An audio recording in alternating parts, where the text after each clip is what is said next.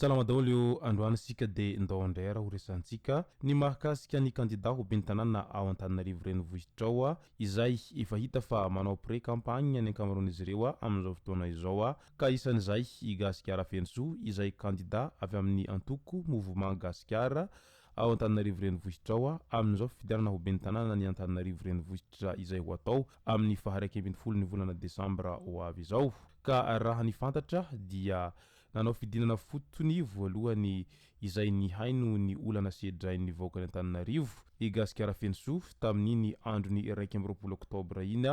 ary nilaza ihany koa izy taorian'izay fa kajikajy politika maloto no ambadika ny fanoloana ny sefim-pokotany ka tsy hanaiky ny hanoloana an'izany sefim-pokotany izany ny tenany ka ny pitsopitso ny mahakasika an'izay no vakavakaina amintsika tao anatin'ity video ity ka manasantsika rehetra anaraka n'ity video ity hatramin'ny farany azadino ny milaiky ny video antsika ary tsarovatra any ny miabony amin'ny chaîne antsika mba ahafahanareo manaraka tsy tapaka ny video zay lefa misy tonga gasy toy izao ny fanaovana azy tsy ampendela mo isika fa avy hatrany tonga de vavany ndawary fa miloha ny dirantsika amin'ny pitsopitso ny mahakasika an'izay resaka avy any amin'ny Gasikara Fensoa izay dia ndao ho fantarantsika ireto tsara ho fantatra manaraka ireto OMH nanao fanambarana ny ofisy malagasy izay misahana ny akoranafo na ny OMS mba hitandremany rehetra ny amin'ny solika mitampo-drano taoriny fahafantarana anireo 420 mianadahy izay manao an'ity asa ratsy amin'ny fanodinana sy ny fanafangarona solika ity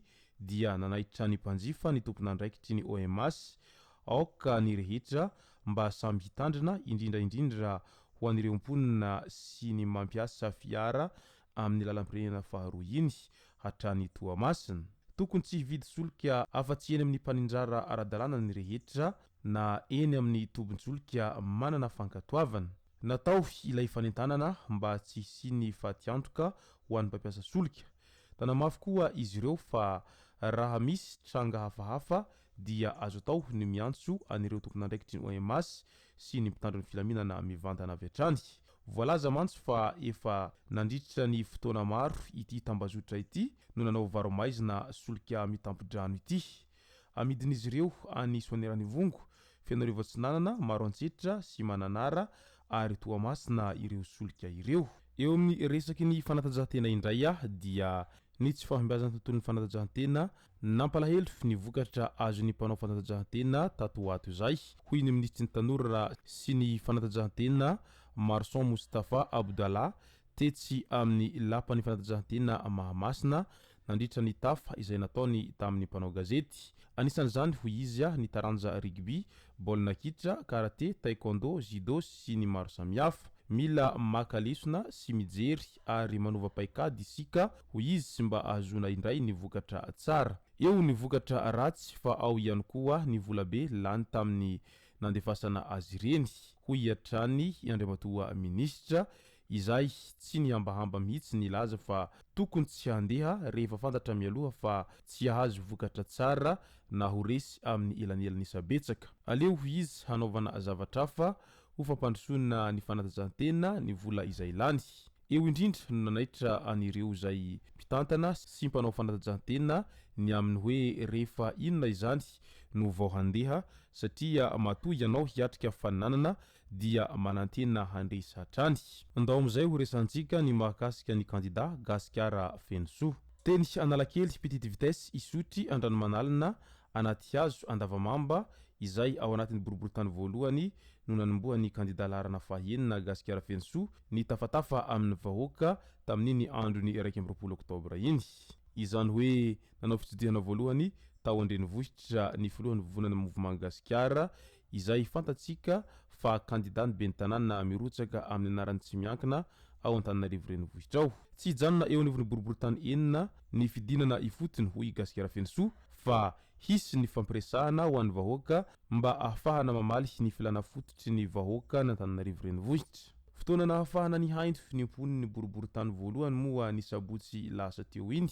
manoloana an'ireo olana izay sedrain'izy ireo. Isan'izany ny olan'ny lakan-drano izay tsentsina eny an-toerana sy ny fiakaran'ny rano, eo ihany koa ny olan'ny mpivarotra amoron-dalana. Miainga amin'ny fampiresahana hatrany sy no ahafahana mitondra ny vahaolana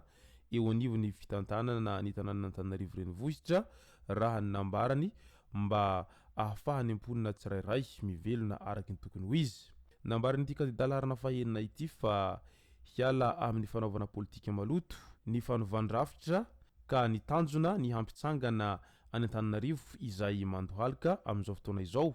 ho ihany ny tenany raha ny tafafohy tamin'ny mpanao gazety tetsy amin'ny lapan'ny tanàna Antananarivo ny asabotsy lasa teo iny. Aorian'izao dia manome fotoana ho an'ny vahoaka eny amin'ny boriboritany fahaenina sy ny ekipany rehetra eny ho izy hatrany. Midika izany fa tena vonona tanteraka i Gasikara Fensoa amin'izao fifidianana ho ben'ny tanàna ho avy izao izay ho atao afaka fotoana tsy ho ela izao intsony. Mbola ao anatiny izay resaka fifidianana izay hatrany moa nilaza i Gasikara Fensoa fa tsy anaiky fanoloana ny mpiasan'ny fokotany ao amin'ny boriboritany fahatelo ny tenany anatin'izao fotoana ankaiky fifidianana izao,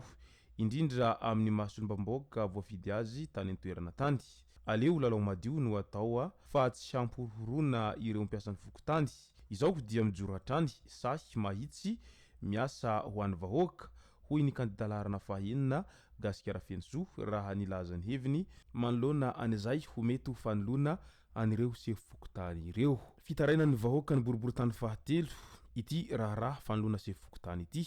izany hoe nimponina tetsy amin'ny fokotany Tsaramasay no ny antso any Gasikara Fensoa. Namoaka didy mantsy ny lehiben'ny distrika fa hanolo ny lefitry ny sefo fokotany teny an-toerana teny, izany hoe herinandro alohan'ny fifidianana ben'ny tanàna no misy an'izany baiko izany. Manahy ihany koa araka izany ny kandida Gasikara Fensoa sady nilaza fa ahina ho politika maloto ny ambadika an'izany fanoloana ny sefo fokotany izany. Tonga teny an-toerana mihitsy izy rehefa avy ny fampiantso tamin'ny lehiben'ny distrika sy ny prefet momba io fanapahan-kevitra izay miendrika kajikajy politika io. Midika izany fa tena miahy sy miahy ny feno vahoaka i Gasikara Fensoa amin'izao mahasombam-bahoaka azy izao ary tsy mipetra-potsiny ihany koa ny tenany manoloana an'ireo zava-misy eto amin'ny tany sy ny firenena ary indrindra ireo izay miendrikendrika ny kajikajy politika maloto izay tiana ho apetraka araky izao fandraisany andraikitra izao hatrany. Izay sy zay moa ny masaka azona roso tao anatin'ity video ity. Tomboko lasy tomboko vavy misaotra antsika rehetra nanaraka an'ity video ity hatramin'ny farany. Azadino ny milaiky ny video antsika ary tsarovatra hatrany ny miabone amin'ny chaîne antsika mba ahafahanareo manaraka tsy tahabaka ny video zay lefany amin'ny sisy tao mataota gasy. Tomboko lasy tomboko vavy mankasitraka dia mirary soa.